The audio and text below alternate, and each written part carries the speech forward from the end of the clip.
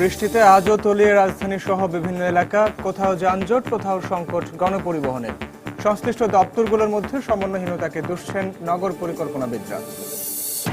প্রতি বছরই বর্ষা মৌসুমে ভাঙছে বিভিন্ন জেলার বন্যা নিয়ন্ত্রণ বাঁধ। রক্ষণাবেক্ষণের অভাবকেই দায়ী করেছেন বিশেষজ্ঞরা। স্বল্প বাজেট বরাদ্দের অজুহাত পানি উন্নয়ন বোর্ডের। জয়পুরহাটের সক্রিয় কিডনি পাচারকারী চক্র। দালালদের প্রলোভনে অনেকেই বিক্রি করছেন শরীরের মূল্যবান অঙ্গ। ডোনারদের বিরুদ্ধে শাস্তিমূলক ব্যবস্থা নেওয়ার দাবি। ঈদ সামনে রেখে গবাদি পশু মোটা তাজাকরণে সক্রিয় অসাধু ব্যবসায়ীরা। মানব দেহের জন্য ক্ষতিকর এসব মাংস হতে পারে মৃত্যুর কারণ। জনসচেতনতা বাড়ানোর পরামর্শ। এবং সিলেট শাহজালাল বিশ্ববিদ্যালয়ের শিক্ষকদের উপর হামলার প্রতিবাদে দ্বিতীয় দিনের মতো কর্মবিরতি, শিক্ষার্থীদের একাত্মতা প্রকাশ।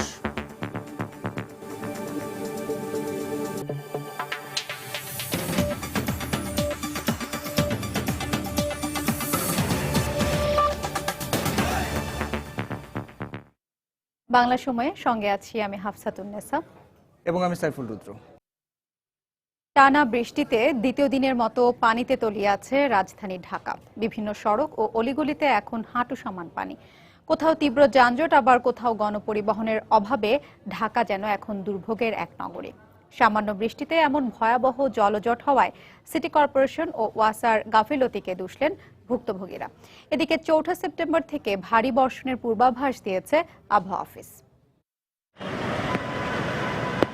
গত কয়েকদিনের মতো বুধবার ভোর থেকেই রাজধানীতে শুরু হয় মুষলধারে বৃষ্টি। আবহাওয়া অধিদপ্তরের তথ্য মতে বুধবার দুপুর নাগাদ শুধু রাজধানীতেই ২৬ মিলিমিটারেরও বেশি বৃষ্টিপাত রেকর্ড করা হয়েছে। রাজধানীর মিরপুর, ধানমন্ডি, কারওয়ান বাজার, শান্তিনগর সহ বিভিন্ন এলাকায় জমে যায় হাঁটু সমান পানি। এতে শিক্ষা প্রতিষ্ঠান সহ অফিস আদালতে যেতে ভোগান্তির মুখে পড়েন নগরবাসী। থই থই পানিতে খানাখন্দকে ভরা রাস্তায় খানিক পরপরই দুর্ঘটনার মুখোমুখি হন তারা। খুবই খারাপ অবস্থা। এইভাবে কি চলাফেরা করা যায়? কর দিতে হচ্ছে, সব দিতে হচ্ছে। এই অনুযায়ী কি মেয়ররা কিছু করতে পারে না? সিটি কর্পোরেশন ঠিকভাবে কাজ করতেছে না, আর আমরা তো অফিস করতে হয়, আসতেই হবে। সরকার সবসময় নির্বাচন আসলে প্রতিশ্রুতি দিবে মহা ফুলঝুরি, কিন্তু কাজেতে কিছুই না।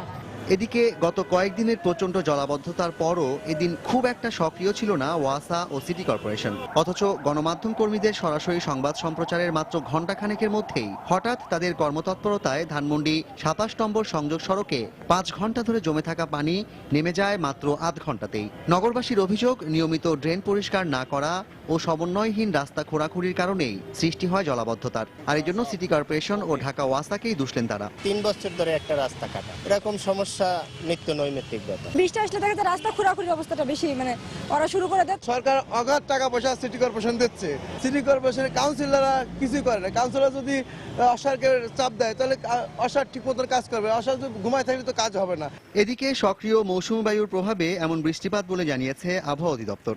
এবছরে এই মৌসুমী বায়ুটা সক্রিয় হয়ে গেছে, কারণ আপনারা শুনেছেন এর কয়েকদিন আগেই একটা লো প্রেশার ভারতের দিকে চলে গেছে। সেই লো প্রেশারের প্রভাবটা এখন বাংলাদেশের উপর দিয়া মৌসুমী বায়ুর প্রভাবের সাথে মার্চ করে এটা ঘটতেছে। আগামী ৪ সেপ্টেম্বর থেকে ভারী বৃষ্টিপাতের পূর্বাভাস দিয়েছে আবহাওয়া অফিস। জাফর সাদিক, সময় সংবাদ, ঢাকা। এদিকে জলাবদ্ধতার এই সমস্যা বছরের পর বছর চলে এলেও সরকারি দপ্তরগুলোর সমন্বয়হীনতার কারণে সমাধান মিলছে না বলে মন্তব্য করেছেন নগর পরিকল্পনাবিদরা। অন্যদিকে সমস্যা সমাধানে আবারও আসার কথা শোনালেন ঢাকা দক্ষিণের নগরপিতা। আরো জানাচ্ছেন সেলিয়া সুলতানা। হালকা অথবা মাঝারি বৃষ্টিতে তলিয়ে যাচ্ছে রাজধানীর রাজপথ, অলিগলি, মার্কেট, বাসাবাড়ি সহ বিভিন্ন স্থাপনা। কোথাও কোথাও হাঁটু পানি বা কোমর পানি হওয়ায় বাসা থেকে বের হয়েই সাধারণ মানুষকে পড়তে হচ্ছে চরম দুর্ভোগে। আবার হঠাৎ বৃষ্টিতেই দোকানপাট তলিয়ে যাওয়ায় লোকসান গুনছেন ব্যবসায়ীরা। বৃষ্টি হলেই পানি ঢুকে যায়, আর পানি ঢুকলে তো বোঝেনি যে সমস্ত ব্যবসায়ী ক্ষতি হয়, দোকান করতে পারে না, মালপত্র নষ্ট হয়। এই সমস্যাটা অনেক দিন যাবত, কিন্তু ইদানিং একটু খুব বেশি, একটু বৃষ্টি হলে অনেক পানি হয়ে যায়। আমরা গত ৪ রাত্র পানির নিচে ছিলাম। এখানে জিনিসপত্র নষ্ট হয়, মাল ভিজা জায়গা, আমাদের তো সমস্যা। আমাদের যে ২ সিটি কর্পোরেশনের মেয়র আছে তারা এখন পর্যন্ত কোনো কিছু ব্যবস্থা নিছে বলে আমাদের মনে হয় না। নগর পরিকল্পনাবিদরা বলছেন রাজধানীর ড্রেনেজ ব্যবস্থাপনা এবং পানি নিষ্কাশনের সরকারের সংশ্লিষ্ট দপ্তরগুলোর সমন্বয়হীনতার কারণেই জলাবদ্ধতার সৃষ্টি হচ্ছে এবং সাধারণ মানুষকে পড়তে হচ্ছে নানা সমস্যায়। এছাড়াও গত ১৫ বছর ধরে এসব সমস্যার সমাধান না হওয়ার জন্য অপরিকল্পিত নগরায়নকে দায়ী করেছেন তারা। ঢাকা শহরের ড্রেনেজ ব্যবস্থার জন্য কোনো একক কর্তৃপক্ষই নেই। আমরা বিক্ষিপ্তভাবে একে ওকে তাকে ব্লেম করছি। ওয়াসা 40 থেকে 42%, সিটি কর্পোরেশন প্রায় 60%-র কাছাকাছি। এইভাবে করে ভাগ করা সত্ত্বেও আমরা কেউই জানি না, অর্থাৎ ওয়াসা এবং সিটি কর্পোরেশন কেউই জানে না কার কতটুকু এখতিয়ার। ফলে আমরা এক ধরনের কূপ অবস্থায় পড়ে গেছি। ডিএনডি বাদে যে অসহায় অবস্থা তৈরি হয়েছে, পুরো ঢাকা শহর এখন সেই দিকে যাত্রা। এদিকে শান্তিনগরে জলাবদ্ধতা পরিস্থিতি পর্যবেক্ষণে গিয়ে সমস্যা সমাধানের নতুন আশার কথা শোনালেন ঢাকা দক্ষিণ সিটি কর্পোরেশনের মেয়র সাইদ খোকন। আমরা এই জলাবদ্ধতাকে দূর করার জন্য ইতিমধ্যে কর্মপরিকল্পনা গ্রহণ করেছি, সেটা অনগোয়িং প্রসেসে রয়েছে, সেটার কাজ চলছে। আমাদের ডিপিপি রেডি হয়ে গেলে আমরা অনারেবল প্রাইম মিনিস্টার অ্যাপ্রুভালের জন্য পাঠিয়ে দেব, অ্যাপ্রুভাল হয়ে গেলে কাজ শুরু করে দেব। আমরা বসে নেই, আমরা কাজ করছি। এছাড়া কংক্রিটে পূর্ণ এই শহরে বৃষ্টির পানি ধারণের জন্য মাটি এবং জলাশয় না থাকায় রাজধানীর মাটির স্তর ঝুঁকিপূর্ণ হয়ে যাচ্ছে। সেলিয়া সুলতানা, সময় সংবাদ, ঢাকা। টানা বৃষ্টিতে গাজীপুরের বিভিন্ন এলাকায়ও সৃষ্টি হয়েছে ভয়াবহ জলাবদ্ধতার। এতে চরম দুর্ভোগে পড়েছেন সাধারণ মানুষ। গত রাত থেকেই বজ্রসহ বৃষ্টির কারণে শহরের কলেজ গেট, স্টেশন রোড, থানা ও হাসপাতাল সহ বিভিন্ন এলাকায় জলাবদ্ধতা সৃষ্টি হয়। এতে দোকানপাট, বিভিন্ন শিক্ষা ও ধর্মীয় প্রতিষ্ঠানে পানি ঢুকে পড়ে। দুর্ভোগে পড়েছেন অফিসগামী মানুষ ও স্কুল কলেজের শিক্ষার্থীরা। পর্যাপ্ত ড্রেনেজ ব্যবস্থা ও সঠিক বর্জ্য ব্যবস্থাপনা না থাকায় এ জলাবদ্ধতা সৃষ্টি হচ্ছে বলে অভিযোগ নগরের বাসিন্দাদের। এক হাঁটু পানি, যার জন্য আসাই যাচ্ছে না। অনেকে আবার জানেও না যে ড্রেন কোথায়, ড্রেনে পড়ে যাচ্ছে, ব্যথা পাচ্ছে। সকালে একটু বৃষ্টিটা নর্মালি বেড়ে যে রিক্সা নাই, গাড়ি নাই, তাহলে পানির ভিতর দিয়ে হেঁটে যেতে হচ্ছে। রাস্তাটা যদি পরিষ্কার থাকতো তাহলে আমরা হেঁটে যেতে পারতাম। তারপরে যে রিক্সা পাচ্ছে না, তারপরে রিক্সা হলো যে ভাড়া বেশি যাচ্ছে। টানা বৃষ্টি ও উজান থেকে নেমে আসা পাহাড়ি ঢলে পদ্মা, মেঘনা, যমুনা সহ সব নদীর পানি আবারও বৃদ্ধি পেতে শুরু করেছে। এতে দেশের বিভিন্ন স্থানে বন্যা পরিস্থিতি ক্রমেই ভয়াবহ আকার ধারণ করছে। ব্যুরো প্রতিবেদক এবং জেলা প্রতিনিধিদের পাঠানো তথ্য ও ছবি নিয়ে ডেস্ক রিপোর্ট। বৃষ্টি কমলেও পাহাড়ি ঢল অব্যাহত থাকায় অপরিবর্তিত রয়েছে সিলেটের বন্যা পরিস্থিতি। বুধবারও সুরমা ও কুশিয়ারা সহ সবকটি নদ নদীর পানি বিপদসীমার ওপর দিয়ে প্রবাহিত হচ্ছে। এ কারণে পানিবন্দী হয়ে পড়েছে জেলার লক্ষাধিক মানুষ। এদিকে এখনও সরকারি ত্রাণ সহায়তা না পৌঁছায় দুর্ভোগ বেড়েছে বন্যা দুর্গতদের। চলার মতো কোনো ক্ষমতা নাই। বউটো তুই আইছি এমনি বাসওয়ালা দিয়া একটু চাঙ্গারি বাইন্দা আর কি। আমাদের যে সমস্যা আমাদেরই বুক করতে হয়, কেউ আর এটার মধ্যে শেয়ার হয় না। কুড়িগ্রামে দুদফা বন্যায় পানিবন্দী হয়ে পড়েছে প্রায় 5 লাখ মানুষ। দুর্বিষহ হয়ে উঠেছে তাদের দৈনন্দিন জীবনযাত্রা। 2 সপ্তাহ ধরে তলিয়ে আছে অনেক ঘরবাড়ি ও নলকূপ। এতে খাদ্য সংকটের পাশাপাশি বিশুদ্ধ পানির সংকটে পড়েছেন তারা। আমার ঘরে 15 দিন থেকে পানি, বাচ্চা কোচাক ধরি, সেই আমার কষ্ট হয়েছে খুব। পানি আসলে ঘরে দুয়ার তলে গেছে, খুব ভিড় বানা চলতেছে। বাড়ি ঘর তলে গেছে, টিউবওয়েল তলে গেছে, খাওয়া দাওয়ার কষ্ট। ফেনীতে ফুলগাজী ও পরশুরাম উপজেলার বন্যা পরিস্থিতি আগের চেয়ে উন্নতি হলেও নতুন করে প্লাবিত হয়েছে আরও 7টি গ্রাম। এতে তৃতীয় দফায় চরম দুর্ভোগে পড়েছেন 30টি গ্রামের লক্ষাধিক মানুষ। তলিয়ে গেছে গ্রামীণ সড়কগুলো। চাঁদপুরে গত 2 দিন ধরে পানি বৃদ্ধির কারণে 7টি চরের অর্ধলক্ষাধিক মানুষ পানিবন্দী হয়ে পড়েছেন। এতে পরিবারের সদস্য ও গবাদি পশু নিয়ে চরম দুর্ভোগে রয়েছেন তারা। পরিস্থিতি মোকাবেলায় উপজেলা পরিষদের পক্ষ থেকে শুকনো খাবার, স্যালাইন ও পানি বিশুদ্ধকরণ ট্যাবলেট বিতরণ করা হচ্ছে। আমরা সরকারের কাছে জোর দাবি জানাচ্ছি, তাদের ত্রাণ সামগ্রীর জন্য আমরা ইতিমধ্যে লিখেছি। আমরা আজকে কিছু উপজেলা পরিষদ থেকে শুকনা খাওয়া বিতরণ করেছি।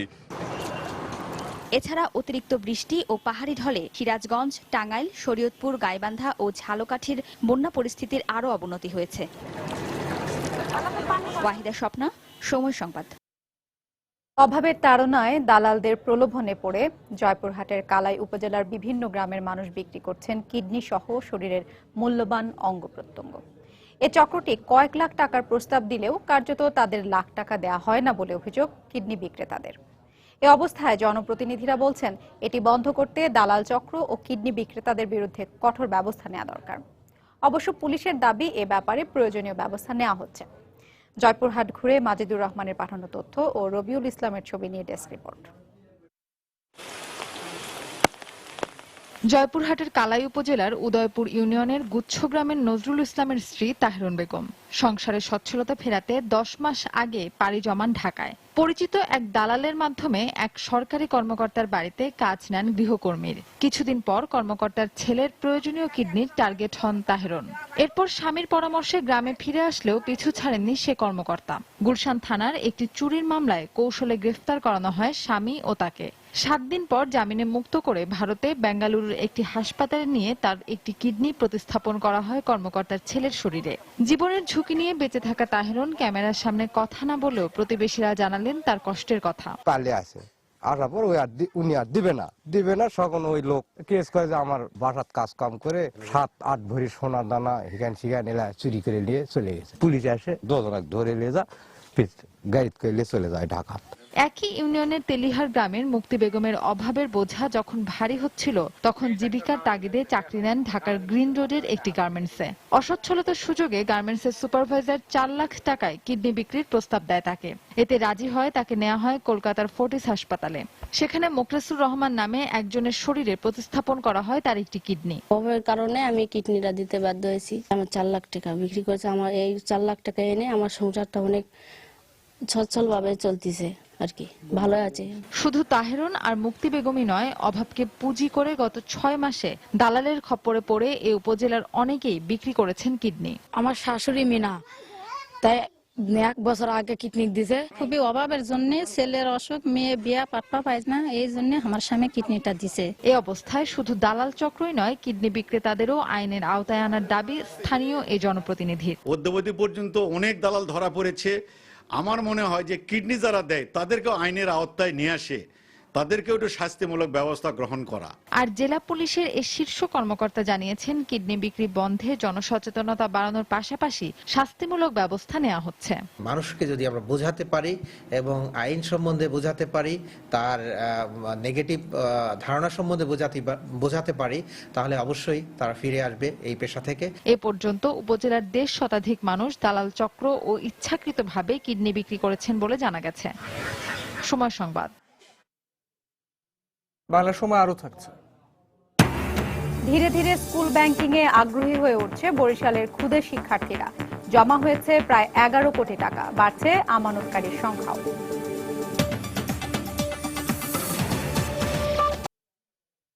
ঈদ সামনে রেখে অধিক মুনাফার আশায় নিষিদ্ধ ও মাত্রাতিরিক্ত ওষুধ খাইয়ে গবাদি পশু মোটা তাজা করে থাকছেন অনেক অসাধু ব্যবসায়ী। অধিক তাপে রান্নার পরও নষ্ট হয় না মাংসে থেকে যাওয়া স্টেরয়েড, যা মানবদেহে প্রবেশ করে সৃষ্টি করে নানা রোগ ব্যাধি। এমনকি কিডনি বিকল হয়ে মৃত্যুও হতে পারে। অসুস্থ পশু শনাক্ত করা এবং নিষিদ্ধ ওষুধ প্রয়োগ বন্ধে সরকারি পদক্ষেপের পাশাপাশি জনসচেতনতা বৃদ্ধির পরামর্শ দিয়েছেন বিশেষজ্ঞরা। আরও জানাচ্ছেন শেখ জায়েদ। আল্লাহর সন্তুষ্টির উদ্দেশ্যে ঈদুল আজহায় পশু কোরবানি করেন ধর্মপ্রাণ মুসলমানরা। সামর্থ্য অনুযায়ী সবারই চেষ্টা থাকে স্বাস্থ্যবান ও সুদর্শন দেখে পশু কেনার। আর এই আগ্রহকে পুঁজি করে মাত্রাতিরিক্ত ও নিষিদ্ধ ওষুধ খাইয়ে পশু মোটাতাজা করে থাকেন এক শ্রেণীর অসাধু ব্যবসায়ীরা, যা মানবদেহের জন্য মারাত্মক ক্ষতিকর। স্টেরয়েড জাতীয় ওষুধগুলো রান্নার তাপে নষ্ট হয় না, ফলে এটি অবিকৃত থেকে মাংসের সাথে মানুষের শরীরে প্রবেশ করে। শরীরে প্রবেশ করলে যেটি হয়, মানুষের রক্তের চাপ বাড়িয়ে দেয়, ব্লাড সুগারকে বাড়িয়ে দেয়, হাড়গুলো ক্ষয়ে যায়, নরম হয়ে যায়, চামড়ার মধ্যে দাগ পড়ে, মুখে, পেটে, ঘাড়ে চর্বি জমা হয়, হরমোনের ভারসাম্যহীনতা তৈরি হয়। এর সামগ্রিক ফলাফল হচ্ছে একটি মানুষ চূড়ান্তভাবে অসুস্থ হয়ে যায়, যার ফলে মৃত্যুও আসতে পারে। পশুতে নিষিদ্ধ ওষুধ প্রয়োগ বন্ধ এবং হাটে অসুস্থ পশু শনাক্তে সরকারি তদারকি বাড়ানো জরুরি বলে মত এই পরিবেশবিদের। সরকার কিন্তু জানে কোন জায়গায় কি ফার্ম আছে, সেই সমস্ত ফার্মগুলোকে বা বাজারগুলোতে মনিটর করে প্রপারলি, যাতে করে এই মোটা তাজাকরণ যেগুলো জনস্বাস্থ্যের জন্য বা পরিবেশের জন্য ক্ষতিকারক, সেই ধরনের জিনিসগুলোকে যাতে ব্যবহার না করতে পারে। আর রাজধানীর পশুর হাটে অসুস্থ পশু বেচাকেনা বন্ধে মনিটরিং বাড়ানো হবে বলে জানিয়েছে সিটি কর্পোরেশন। এবারে নির্বাচিত প্রতিনিধি আছে মাননীয় মেয়র, প্রায় 73 জন আমাদের টোটাল কমিশনার আছে, মহিলা পুরুষ মিলিয়ে, তো তাদের মনিটরিং থাকবে। অন্যান্য বছর তো না, এবার মনিটরিংটা অবশ্যই আরো বেশি জোরদার হবে। কোরবানির পশুটি বিষমুক্ত এবং সুস্থ কিনা কেনার আগে তা পশু চিকিৎসকের মাধ্যমে পরীক্ষা করে নেয়ার পরামর্শ দিয়েছেন চিকিৎসক ও পরিবেশবিদরা। শেখ জায়েদ, সময় সংবাদ, ঢাকা। আগামী বছরের 1 জানুয়ারিতেই দেশের সব স্কুল শিক্ষার্থীর হাতে পাঠ্যপুস্তক তুলে দেওয়া হবে বলে জানিয়েছেন শিক্ষামন্ত্রী নুরুল ইসলাম নাহিদ। রাজধানীর বীরশ্রেষ্ঠ মুন্সী আব্দুর রউফ কলেজের নতুন ভবন উদ্বোধন অনুষ্ঠানে একথা জানান তিনি। এ সময় তিনি বলেন, নতুন প্রজন্মকে বিশ্বমানের শিক্ষায় শিক্ষিত করতে বর্তমান সরকার বদ্ধপরিকর। 1 জানুয়ারি স্কুলের ক্লাস শুরু হয়।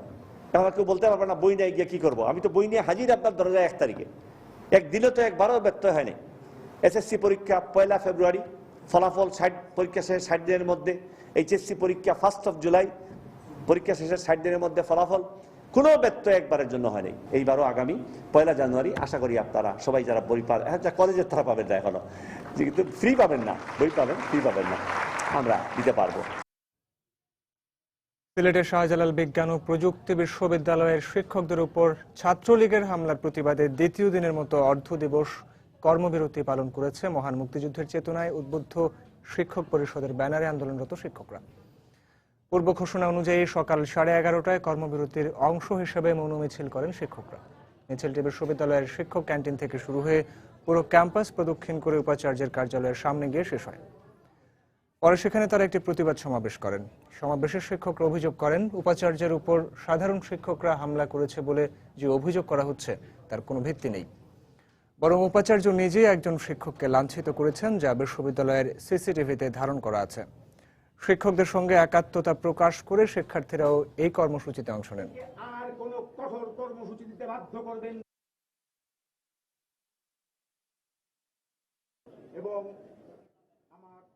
উনি দাবি করেছিলেন যে তাকে প্রফেসর ইউনূস নাকি তার কলার ধরে তাকে আঘাত করেছে, এবং এই ভিডিও ফুটেজে দেখা গেছে জাস্ট উল্টোটা, উনি ইউনূসের ধাক্কা দিয়েছেন।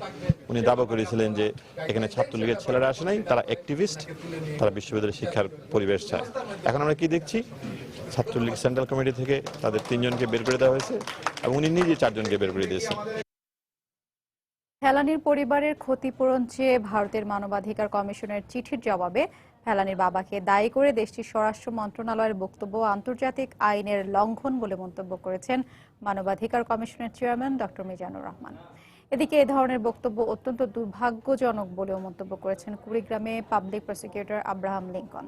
দুপুরে জাতীয় মানবাধিকার কমিশন কার্যালয় এবং সকালে রংপুরে সাংবাদিকদের কাছে প্রতিক্রিয়া জানান তারা।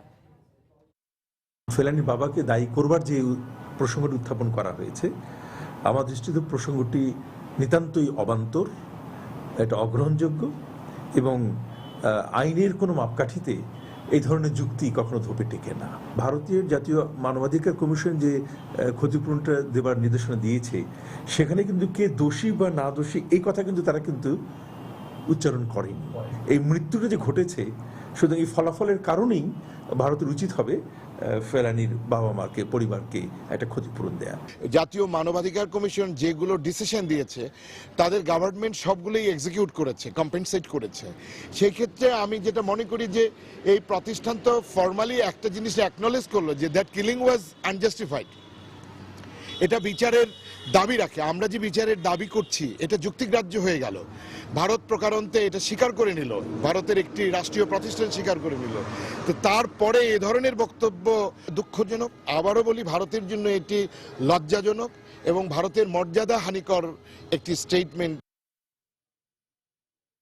প্রাণনাশের হুমকি দিয়ে আনসারুল্লাহ বাংলা টিমের নামে চট্টগ্রাম মহানগর আদালতের অতিরিক্ত পিপি অশোক দাশগুপ্তকে মুঠোফোনে খুদে বার্তা পাঠানো হয়েছে। এই ঘটনায় নিরাপত্তা চেয়ে কোতোয়ালি থানায় সাধারণ ডায়েরি করেছেন তিনি। পুলিশ জানায়, সকাল 7:30টার দিকে অশোক দাশগুপ্তের মোবাইল ফোনে আনসারুল্লাহ বাংলা টিমের নামে একটি খুদে বার্তা আসে। সকাল থেকে ব্যস্ত থাকায় গ্রামীণ নাম্বার থেকে আসা প্রাণনাশের খুদে বার্তাটি বেলা 12টার দিকে দেখতে পান তিনি। এতে অশোক দাশগুপ্ত সহ যুদ্ধাপরাধ বিচার ট্রাইব্যুনালের প্রসিকিউটর রানা দাশগুপ্ত, শিক্ষাবিদ ডক্টর অনুপম সেনকেও হত্যার হুমকি দেওয়া হয়। এ ব্যাপারে নিরাপত্তা চেয়ে কোতোয়ালি থানায় সাধারণ ডায়েরি করেন পিপি অশোক দাশগুপ্ত। এদিকে বিষয়টি গুরুত্বের সঙ্গে খতিয়ে দেখা হচ্ছে বলে জানিয়েছে পুলিশ। সকাল 7:34 সময়ে আমার একটা মেসেজ আসলো আমার গ্রামের নাম্বারে, যে ওখানে বলা হচ্ছে যে মিস্টার অর্থাৎ আমাকে এবং আমার পরিবারকে আগামীকালের মধ্যে আমাকে টার্গেট করেছে, এবং আমার পরের টার্গেট হলো যে ডক্টর অনুপম সেন এবং আমাদের আন্তর্জাতিক ট্রাইব্যুনালের বিশিষ্ট আইনজীবী বাবু রানা দাশগুপ্ত মহোদয় পরের টার্গেট, এবং বলেছে আমরা নাকি ইন্ডিয়ান এজেন্ট, এটা বলেছেন। আর ওনাদের পরিচয় দিয়েছেন আনসারুল্লাহ বাংলা টিম হিসেবে। এ বিষয়ে উনি নিরাপত্তার জন্য একটা জিডি করলে আমরা এটা ডায়েরি হিসেবে নিই এবং আমরা মোবাইলের কল লিস্ট সহ যে হুমকিটা দিচ্ছে তাকে শনাক্ত করার জন্য প্রয়োজনীয় ব্যবস্থা নিচ্ছি। প্রধান বিচারপতি এস.কে. সিনহা বলেছেন, মামলা জট কমাতে চট্টগ্রামের পাশাপাশি বিভাগীয় শহরগুলোতে হাইকোর্টের সার্কিট বেঞ্চ স্থাপন করা হচ্ছে। দুপুরে চট্টগ্রাম আইনজীবী সমিতি মিলনায়তনে এক মত বিনিময় সভায় তিনি কথা বলেন। তিনি বলেন, চলতি বছরের মধ্যেই বিচারিক আদালতের শূন্য পদগুলোতে বিচারক নিয়োগ সম্পন্ন হবে। ইউনিটারি ফর্ম অফ গভর্নমেন্টে যে পার্মানেন্ট বেঞ্চ বিভিন্ন জায়গায় হওয়া, এটা সংবিধানের সহিত সাংঘর্ষিক ছিল, যাই কারণে এটা একটা কোর্টে নেওয়া হয়। আপনাদের এই যে দাবি, এটা বিভিন্ন অঞ্চলে, সিলেটে দাবি, বরিশালে দাবি করছে, রাজশাহীতে দাবি করছে, বিভিন্ন অঞ্চলে দাবি করছে। এক্সিকিউটিভের তরফ থেকেও এই দেশের সরকার প্রধান উনিও আমাকে একাধিকবার বলেছেন, আপনি এটা চিন্তা করে দেখেন। এইটা যৌথভাবে বিবেচনা করে আমরা সিদ্ধান্ত দেব। প্রতি বছরই বন্যার মৌসুমে দেশের বিভিন্ন জেলায় বন্যা নিয়ন্ত্রণ বাঁধ ভেঙে চরম দুর্ভোগে পড়েন লাখ লাখ মানুষ। পানিবন্দীরা বলছেন, বাঁধ ভেঙে পানিবন্দী হওয়ায় সবকিছু হারিয়ে নিঃস্ব হতে হয় তাদের। বিশেষজ্ঞরা বলছেন, নির্মাণের পর রক্ষণাবেক্ষণ না করায় ভাঙছে বাঁধগুলো। আর পানি উন্নয়ন বোর্ড বলছে, ব্যয়বহুল হওয়ায় বর্তমান বাজেট বরাদ্দ দিয়ে বাঁধগুলোর সঠিক রক্ষণাবেক্ষণ সম্ভব হচ্ছে না। বিস্তারিত ফখরুল শাহিনের রিপোর্টে। প্রতি বছরের মতো এবারও ফেনী, গাইবান্ধা, ফরিদপুর, কক্সবাজার, বরগুনা সহ দেশের বিভিন্ন জেলায় বন্যা নিয়ন্ত্রণ বাঁধ ভেঙে প্লাবিত হয়েছে হাজারো গ্রাম। এতে ঘরবাড়ি, জমির ফসল, পুকুরের মাছ, গবাদি পশু ও সঞ্চিত সম্পদ হারিয়ে নিঃস্ব হয়ে পড়েছেন লাখ লাখ মানুষ। তাদের অভিযোগ, চরম দুর্ভোগে থাকলেও তাদের দেখার কেউ নেই। বান্ধের মধ্যে মনে করেন যে সিরা পলিথিন টাঙ্গিয়া গরু ছাগল নিয়ে মানুষ নিয়ে আমরা ঘরে সবাই আসি। চাউল ডাউল পাক সাকি করে হয়নি, কামাই নেই। চেয়ারম্যান আসে না, কোনো খোঁজ খবর নেয় না। তার মধ্যে কত কষ্ট করি ছয় নিয়ে গরু ছাগল দিয়ে আসি। আমরা স্কুলে যাচ্ছি, স্কুলে যাওয়ার সমস্যা হচ্ছে, বাড়ি ঘর ডুবে গেছে পানিতে। বিশেষজ্ঞরা বলছেন, নকশা অনুযায়ী সঠিকভাবে নির্মাণ না করার ফলে রক্ষিত হচ্ছে না কোনো বাঁধ। বাঁধের ক্ষেত্রে ৩-৪টা ব্যাপার। একটা হচ্ছে উচ্চতা কতটা হবে। আমার জানা মতে আজ পর্যন্ত নদীর পাড়ে অবস্থিত কোনো বাঁধ উপচে পানি আসে নাই। নদীর বাঁধের একটা প্রস্থচ্ছেদ লাগবে, ক্রস সেকশন লাগবে, এবং তৃতীয়ত তার নিয়মিত রক্ষণাবেক্ষণ লাগবে। প্রকৌশলীদের যে নির্মাণ কৌশল অবলম্বন করা উচিত ছিল বাঁধ নির্মাণে, এবং যে রক্ষণাবেক্ষণ করা উচিত ছিল সেটা তারা করেননি বলেই বাঁধ ভাঙছে। তবে পানি উন্নয়ন বোর্ডের পক্ষ থেকে বলা হচ্ছে, আগামী দিনে যেন কোনো বাঁধ না ভাঙে সেজন্য গ্রহণ করা হচ্ছে মহাপরিকল্পনা। সিআইপি যে প্রজেক্ট, সেই প্রজেক্টে আমরা যে ক্লাইমেট চেঞ্জের কারণে যে পরিবর্তন হবে সেটা গ্রহণ করেই আমরা বাঁধের উচ্চতা বৃদ্ধি করতেছি, বাঁধের সেকশন বাড়াচ্ছি। রিভার ব্যাংক ইমপ্রুভমেন্ট প্রজেক্ট যেটা, সেটাতে আমরা রিভার ব্যাংকটাকে আরো মজবুত করছি। পানি উন্নয়ন বোর্ডের আওতায় আমরা 11,500 কিলোমিটার বাঁধ নির্মাণ করছি। এই বাঁধ কিন্তু আপনাকে প্রতি বছর যে রক্ষণাবেক্ষণ করা, এটা তো অনেক বরাদ্দের ব্যাপার। পরিবেশবাদীরা বলছেন, বাঁধ রক্ষায় এখনই সঠিক পদক্ষেপ না নেওয়া হলে পরবর্তীতে আরো দুর্ভোগে পড়বে বাঁধ এলাকার সাধারণ মানুষ। ফখরুল শাহিন, সময় সংবাদ, ঢাকা। মাগুরায় মাতৃগর্ভে শিশু গুলিবিদ্ধ হওয়ার ঘটনায় 5 আসামির 2 দিনের রিমান্ড মঞ্জুর করেছেন আদালত। দুপুরে সিনিয়র জুডিশিয়াল ম্যাজিস্ট্রেট আদালতের বিচারক ইমতিয়াজুল ইসলাম এই আদেশ দেন। এর আগে মামলার অন্যতম আসামি ফরিদ, সাগর, লিটন ও সোহেল রানাকে আদালতে হাজির করে 7 দিনের রিমান্ড আবেদন করে পুলিশ। এ সময় জামিন আবেদন করে আসামি পক্ষের আইনজীবী। পরে শুনানি শেষে তাদের প্রত্যেকের 2 দিন করে রিমান্ড মঞ্জুর করেন বিচারক। গত 23শে জুলাই যুবলীগের 2 গ্রুপের সংঘর্ষে গুলিবিদ্ধ হন অন্তঃসত্ত্বা নাজমা বেগম ও তার গর্ভের শিশু। এই ঘটনায় 16 জনকে আসামি করে একটি মামলা দায়ের করা হয়।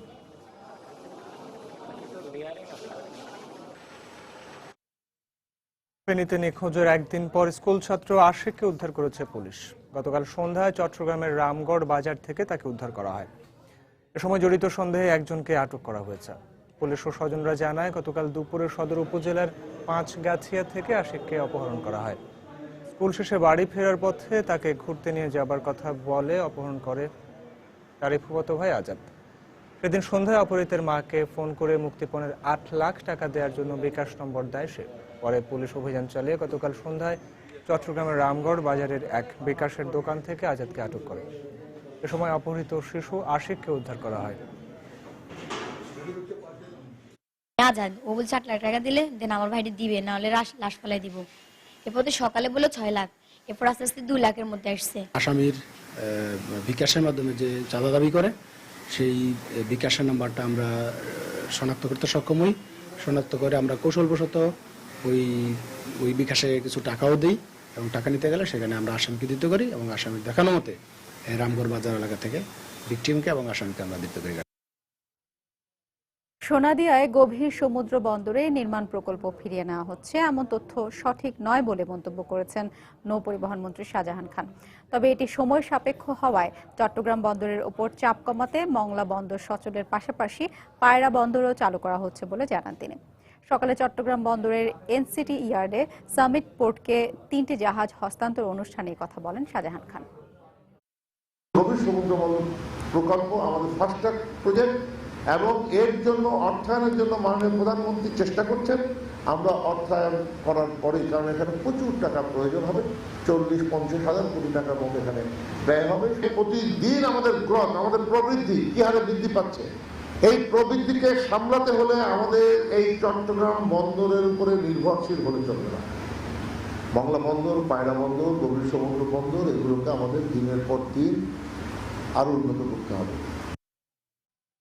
প্যারিস সম্মেলনে জলবায়ু অর্থায়নে স্বচ্ছতা ও জবাবদিহিতা নিশ্চিতের দাবি জানিয়েছে ট্রান্সপারেন্সি ইন্টারন্যাশনাল বাংলাদেশ টিআইবি। পাশাপাশি ক্ষতিগ্রস্ত দেশগুলোকে অগ্রাধিকার দেওয়ার দাবিও জানানো হয়েছে। সকালে চট্টগ্রাম প্রেস ক্লাবে অনুষ্ঠিত এক সংবাদ সম্মেলনে এই দাবি জানান টিআইবির কর্মকর্তারা। জলবায়ু তহবিলের স্বচ্ছতা এবং জবাবদিহিতা নিশ্চিতে জলবায়ু তহবিল প্রদানকারী ও গ্রহণকারী উভয় পক্ষকে আর্থিক লেনদেনের প্রতিবেদন স্বেচ্ছায় প্রকাশ সহ আন্তর্জাতিক অর্থ লগ্নিকারী সংস্থা এবং সংশ্লিষ্ট প্রতিষ্ঠানসমূহ হতে তহবিল স্তর এবং সংগ্রহের ক্ষেত্রে UNFCCCর আওতায় একটি নিবন্ধিত দপ্তর বা রেজিস্ট্রি ডিপার্টমেন্ট প্রতিষ্ঠার দাবি জানাচ্ছি। 114টা পয়েন্ট ক্লারিফিকেশন ছিল। এটি বাস্তবায়ন কোনো কঠিন জিনিস না, শুধু আন্তরিক হলে, আমি যদি অনেস্ট হই, আমার যদি চুরি করার কোনো উদ্দেশ্য না থাকে, বাজে মতলব না থাকে, তাহলে এটি 1 মাসের মধ্যেই শর্ত পূরণ করা সম্ভব। স্কুল ব্যাংকিং এ আস্তে আস্তে আগ্রহী হয়ে উঠছে বরিশালের স্কুল শিক্ষার্থীরা। ইতোমধ্যে ক্ষুদ্র আমানতকারীরা জমিয়েছে প্রায় 11 কোটি টাকা। বাড়ছে আমানতের পরিমাণ ও আমানতকারীদের সংখ্যাও। আমিনুল ইসলামের ছবিতে আরো জানাচ্ছেন ফিরদৌস সোহাগ। 2010 সালে বাংলাদেশ ব্যাংক স্কুল ব্যাংকিং নীতিমালা প্রণয়ন করে। সেই থেকে তফসিলি ব্যাংকগুলো এই কার্যক্রম চালিয়ে যাচ্ছে। মাত্র 100 টাকা দিয়ে 6 থেকে 18 বছরের কম বয়স্ক শিক্ষার্থীরা ব্যাংক হিসাব খুলতে পারছে। শিশু সময় থেকে ব্যাংকিং কার্যক্রমে সম্পৃক্ত হতে পেরে খুশি বরিশালের ক্ষুদে আমানতকারীরা। ক্লাস 8 থেকে স্কুল ব্যাংকিং কার্যক্রম শুরু করেছি। টিফিন থেকে কিছু টাকা জমিয়ে স্কুল ব্যাংকিং কার্যক্রম চালাচ্ছি। ভবিষ্যতে কিছু একসাথে বেশি অ্যামাউন্ট জমবে আর আমার জমানোর মনোভাবটা বৃদ্ধি পাবে। আমার প্রায় 2000 টাকা সঞ্চয় হয়েছে এবং আমি এটা করতে খুবই ভালোবাসি। একটা পরীক্ষার জন্য বাবার কাছে টাকা নেই, তৎক্ষণিক টাকা নেই, ওইখান থেকে আমার ক্রেডিট কার্ডের মাধ্যমে আমি টাকাটা উঠে দিতে পারতেছি। বাংলাদেশ ব্যাংকের কর্মকর্তা জানালেন, বরিশালে দিন দিন স্কুল ব্যাংকিং কার্যক্রম বাড়ছে। বিনিয়োগ বৃদ্ধি করার উদ্দেশ্যেই আমাদের এই কার্যক্রম। বাংলাদেশ ব্যাংক মূলত বরিশাল শাখা মনিটরিং কার্যক্রমের মধ্য দিয়ে ব্যাংকগুলা বিভিন্ন স্কুলে যে সরাসরি তারা স্কুলের ছাত্রছাত্রীদের নিয়ে এই স্কুল ব্যাংকিং হিসাব খুলছে। সঞ্চয়টা হবে, সেই সঞ্চয়িত অর্থ তারা পরবর্তীতে উচ্চস্তর শিক্ষা গ্রহণের ক্ষেত্রে এটা ব্যবহার করতে পারবে এবং তারা নিজস্ব একটা সঞ্চয় থেকে তারা একটা স্বপ্ন দেখতে শিখবে। বরিশালে স্কুল ব্যাংকিং এ আমানতকারীর সংখ্যা 35,000, আমানতের পরিমাণ 11 কোটি টাকা। শিশুদের মাঝে সঞ্চয় মনোভাব গড়ে তোলার জন্য শুরু হয়েছিল স্কুল ব্যাংকিং কার্যক্রম। বরিশাল অঞ্চলে 39টি ব্যাংকের 604টি শাখা কাজ করছে। সবগুলো শাখা এই ব্যাপারে সমানভাবে সক্রিয় হলে আমানত ও আমানতকারীদের সংখ্যা আরও বাড়বে, এমনটাই মনে করেন সংশ্লিষ্টরা। ফিরদৌস সোহাগ, সময় সংবাদ, বরিশাল। বরিশালে মাদক ব্যবসায়ীদের হামলায় এক র্যাব সদস্য সহ 2 জন আহত হয়েছেন। এ ঘটনায় 2 মাদক ব্যবসায়ীকে আটক করা হয়েছে। র্যাব 8 জানায়, গতকাল রাতে উজিরপুর উপজেলার ধামুরা গ্রামে মাদক ব্যবসায়ীদের ধরতে অভিযান চালানো হয়। এ সময় র্যাবের উপস্থিতি টের পেয়ে তাদের উপর হামলা চালায় মাদক ব্যবসায়ীরা। এতে মোহাম্মদ আলমগীর নামে র্যাবের এক সদস্য সহ রুবেল নামে আরও একজন আহত হন। এ সময় ঘটনাস্থল থেকে 100 পিস ইয়াবা ও 40 গ্রাম হেরোইন উদ্ধার করা হয়। এদিকে রুবেলকে আশঙ্কাজনক অবস্থায় বরিশাল মেডিকেল কলেজ হাসপাতালে ভর্তি করা হয়েছে।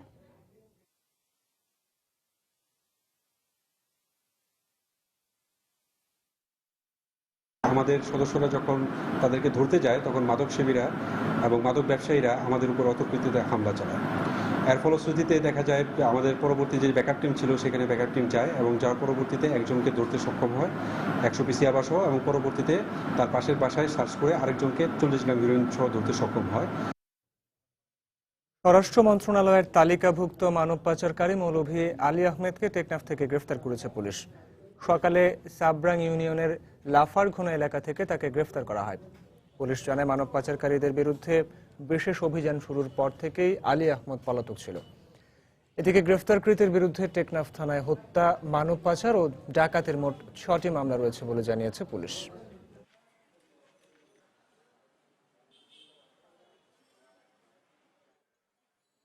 সে স্বরাষ্ট্র মন্ত্রণালয়ের তালিকাভুক্ত মানব পাচারকারী। সে শুধু মানব পাচারকারী না, সে একজন খুনিও। মানব পাচার ঘটনাকে কেন্দ্র করে সে একজনকে খুন করেছে, তার বিরুদ্ধে নিয়মিত মার্ডার কেস রুজু হয়েছে। সে একটা হত্যা মামলার 1 নম্বর আসামি। টাঙ্গাইলে আলাদা অভিযানে অস্ত্র ও গুলিসহ 3 জনকে আটক করেছে আইন শৃঙ্খলা রক্ষাকারী বাহিনী। র্যাব জানায় গতকাল রাতে কালিহাতী উপজেলার বেলটিয়া এলাকা থেকে 2 জনকে আটক করা হয়। এ সময় তল্লাশি চালিয়ে তাদের কাছ থেকে একটি বিদেশি পিস্তল, একটি ম্যাগাজিন ও 3 রাউন্ড গুলি উদ্ধার করা হয়। এদিকে আটককৃত শামসুল ও শহীদুল নৌপথের ডাকাতি সহ বিভিন্ন নাশকতার সাথে জড়িত বলে জানিয়েছে পুলিশ। একই সময় সদর উপজেলার ঢালান শিবপুর এলাকায় অভিযান চালিয়ে একটি বিদেশি পিস্তল ও 2 রাউন্ড গুলি সহ রতন মিয়া নামে আরও একজনকে আটক করে পুলিশ।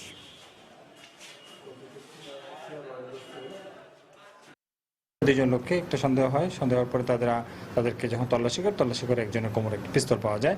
আমরা স্থানীয়ভাবে জিজ্ঞাসাবাদ করে জানি যে তারা নৌপথে, যেটা যে বঙ্গবন্ধু সেতুর যে পাশে বেলটি এবং এর এলাকাটাতে তারা নৌ ডাকাতি এবং এখানে যে সমস্ত পিকনিক পার্টিরা আসে তাদেরকে ছিনতাই করে। সিরাজগঞ্জে কৃষকদের কাছ থেকে ন্যায্য মূল্যে ধান সংগ্রহ করা হচ্ছে না বলে অভিযোগ উঠেছে। এর সাথে স্থানীয় প্রশাসনের পাশাপাশি স্থানীয় সংসদ সদস্যকেও দায়ী করেছে এলাকাবাসী।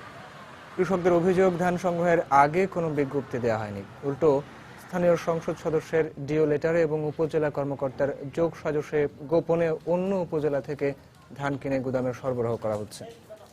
বিষয়টি জানাজানি হলে স্থানীয় কৃষক ও এলাকাবাসী এতে বাধা দেয়। পরে খবর পেয়ে ধান সংগ্রহ বন্ধ করার নির্দেশ দেন জেলা প্রশাসক।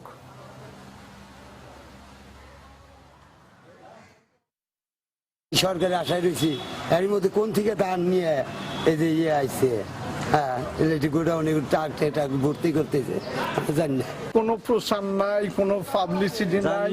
এরা রাতের অন্ধকারে, দিনেরও সবার অজান্তে গোপনে ধান এনে এখানে আপনারাও দেখলেন, আমিও দেখলাম 3 ট্রাক ঢুকাইছে, আরো কিছু ট্রাক ফেরত গেছে পাবলিকের জন্য। চান্দাইমোনা থেকে বেলকুচি গুদামে নিয়ে আসছি 10 টন মাল আমার গাড়িতে। চান্দাগর থেকে 20 টন মাল বেলকুচির উদ্দেশ্যে আনছি। আমি গতকাল আসছি, এখন পর্যন্ত মাল নামে নাই, এই অবস্থায় আছে। আমার পক্ষে যে ওই জায়গায় যে দাঁড়িয়ে ওই এইভাবে সংগ্রহ করা আমার এত সময় নেই। আপনাকে চিন্তা করতে হবে, এটাকে আমি কমিটিকে রিপ্রেজেন্ট করছি। কোনো বিজ্ঞপ্তি মাইকিং টাইকিং ছাড়াই তারা গতকাল সন্ধ্যার পর থেকে এই প্রক্রিয়াটা তারা শুরু করছে এবং আজকের মধ্যে সমস্ত ট্রাক, এবং এখানে যে ট্রাকগুলো দেখতেছেন পাশাপাশি রাস্তায় অনেক ট্রাক আছে, আর ঢোকে না, যখন এটাকে স্টপ করা হয়েছে তখন ঢোকে না। এবং আপনারা যদি একটু খোঁজ নেন, এই ট্রাকের যারা ড্রাইভার হেল্পার আছে তাদের কাছে খোঁজ নেন যে এই ধানগুলো কোথেকে আসছে। অভিযোগের প্রেক্ষিতে আমরা দেখেছি এবং কোনো ক্ষেত্রে দেখেছি যে প্রকৃত কৃষকদের কাছ থেকে আসলে ধানটা নেওয়া হচ্ছে না। তখন আমরা এটা প্রেক্ষিতে, অভিযোগ ওঠার প্রেক্ষিতে আমরা বন্ধ রেখেছি। বাংলা সময় পর্যায়ে শীর্ষ সংবাদ জানিয়ে দিচ্ছি আরেকবার। বৃষ্টিতে আজও তলিয়ে রাজধানী সহ বিভিন্ন এলাকা, কোথাও যানজট, কোথাও সংকট গণপরিবহনের। সংশ্লিষ্ট দপ্তরগুলোর মধ্যে সমন্বয়হীনতাকে দুষছেন নগর পরিকল্পনাবিদরা। প্রতি বছরই বর্ষা মৌসুমে ভাঙছে বিভিন্ন জেলার বন্যা নিয়ন্ত্রণ বাঁধ। রক্ষণাবেক্ষণের অভাবকেই দায়ী করেছেন বিশেষজ্ঞরা। স্বল্প বাজেট বরাদ্দের অজুহাত পানি উন্নয়ন বোর্ডের। জয়পুরহাটের সক্রিয় কিডনি পাচারকারী চক্র। দালালদের প্রলোভনে অনেকেই বিক্রি করছেন শরীরের মূল্যবান অঙ্গ। ডোনারদের বিরুদ্ধে শাস্তিমূলক ব্যবস্থা নেওয়ার দাবি। ঈদ সামনে রেখে গবাদি পশু মোটা তাজাকরণে সক্রিয় অসাধু ব্যবসায়ীরা। মানবদেহের জন্য ক্ষতিকর এসব মাংস হতে পারে মৃত্যুর কারণ, জনসচেতনতা বাড়ানোর পরামর্শ। এবং সিলেট শাহজালাল বিশ্ববিদ্যালয়ের শিক্ষকদের উপর হামলার প্রতিবাদে দ্বিতীয় দিনের মতো কর্মবিরতি, শিক্ষার্থীদের একাত্মতা প্রকাশ।